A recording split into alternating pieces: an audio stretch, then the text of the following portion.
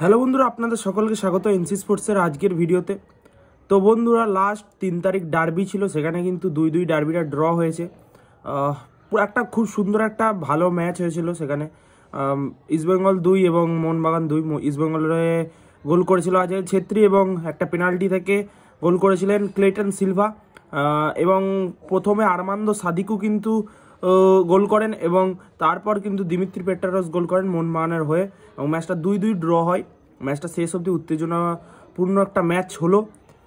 তো সেই ম্যাচে কাকে মিস করলাম হচ্ছে অবশ্যই ইস্টবেঙ্গলের তরফ থেকে যদি বলি, আমি বোরহা হারেরা এবং হাভিয়ার সিভেরিও টোরো মতন দুটো বিদেশিকে ইস্টবেঙ্গল মিস করলো এবং স্পেশালি যখন সাউল ক্রেসপো ইঞ্জুরি হলো সেটাকে কিন্তু ইস্টবেঙ্গলের জন্য একটু মাইনাস পয়েন্ট হয়ে দাঁড়ায়। লাস্টে শুনেছিলাম মাহেশের ইঞ্জুরি হয়েছে সামান্য কিছু, বাট হয়তো সেটা খুবই নর্মাল। তার জন্য কিন্তু মাহেশ কিন্তু প্র্যাকটিসে যোগ দিয়েছে এবং যত সম্ভব ইস্টবেঙ্গলের নেক্সট ম্যাচ কিন্তু নর্থ ইস্টের এগেনস্টে এবং সেখানে কিন্তু মাহেশ খেলবে। তো এটা ইস্টবেঙ্গলের জন্য একটা ভালো নিউজ। আর তারপর যদি বলতে হয় যে কোনো প্লেয়ার, সেটা কিন্তু মোহনবাগানের, সেটা কিন্তু আনোয়ার আলী যদি ফিট না ছিল, আনোয়ার আলীকে প্রথম থেকে খেলানোর কোনো প্রয়োজন ছিল না আমার যা মনে হয়।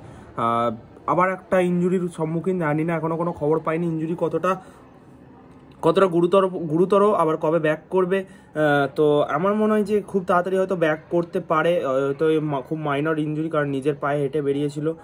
যাই হোক, চাইবো আনোয়ার তাড়াতাড়ি ব্যাক করুক, কারণ আনোয়ারের ইঞ্জুরি শুধু মোহনবাগানের জন্য নয়, এটা কিন্তু গোটা ইন্ডিয়ার জন্য একটা চিন্তার বিষয়।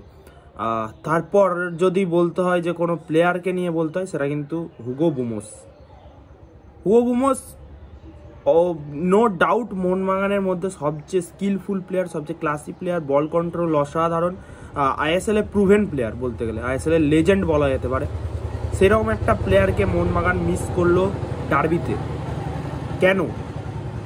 কোনো উত্তর নেই, আমার কাছে কোনো উত্তর নেই।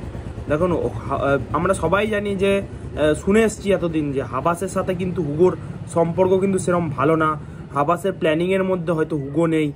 তো আমি কিন্তু ফলো করছিলাম হুগোকে। তো হুগো কিন্তু নিজের ফেসবুক সাইটে কিন্তু পোস্ট করেছিল ম্যাচ ডের দিনও। আমি জানতাম যে হুগো হয়তো খেলুক, স্টার্ট না করলেও লাইন আপে থাকবে, বাট কেন লাইন আপে থাকলো না আমি জানি না। তারপরের দিন হয়তো কালকে রাতেই শুনছিলাম যে হুগোকে হয়তো ছেড়ে দেওয়া হতে পারে ম্যানেজমেন্টের তরফ থেকে এবং তার জায়গায় হয়তো জনি কাউকোকে রেজিস্টার করানো হবে। এবং ইতিমধ্যে যেহেতু জনি কাউকোকে নিয়ে চলে আসা হয়েছে, তাই হয়তো জনি কাউকোকেই রেজিস্টার করানো হবে, এমনটা কিছু নিউজ শুনলাম। যাই হোক, হয়তো জনি রেজিস্টার করাটা হবে হুগো বুমোসের জায়গায়। এটা খুবই একটা যুক্তিসম্মত বিষয়, কারণ হুগোকে যদি আমার মতে, আমি একজন ফুটবল ফ্যান, কোনো প্লেয়ার কিন্তু ক্লাবের চেয়ে বড় না, মোহনবাগানের চেয়ে বড় কিন্তু কোনো প্লেয়ার হতে পারে না। এবং হুগো যথেষ্ট বড় মাপের প্লেয়ার, কিন্তু প্রচণ্ড অ্যারোগেন্ট প্লেয়ার।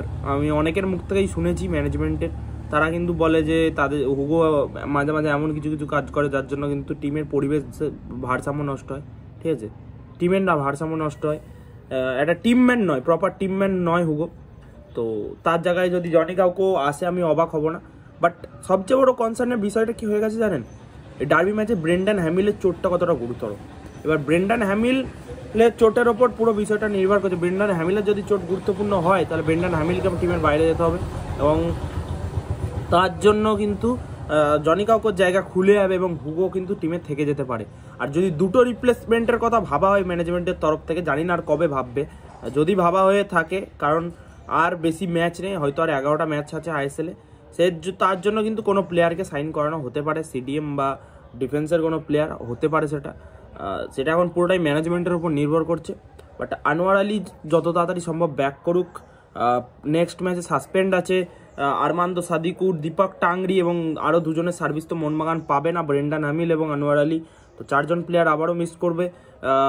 যদিও অপোনেন্ট অতটা শক্তিশালী নয়, বাট হায়দ্রাবাদ ভালো ফুটবল খেলছে। লাস্ট টাইম কিন্তু আমরা যখন সুপার কাপে হায়দ্রাবাদকে ফেস করেছিলাম, তখন কিন্তু খেলার রেজাল্ট হয়েছিল 2-1 এবং সেটা কিন্তু মোহনবাগান লাস্ট মুহূর্তে গিয়ে জিতেছিল।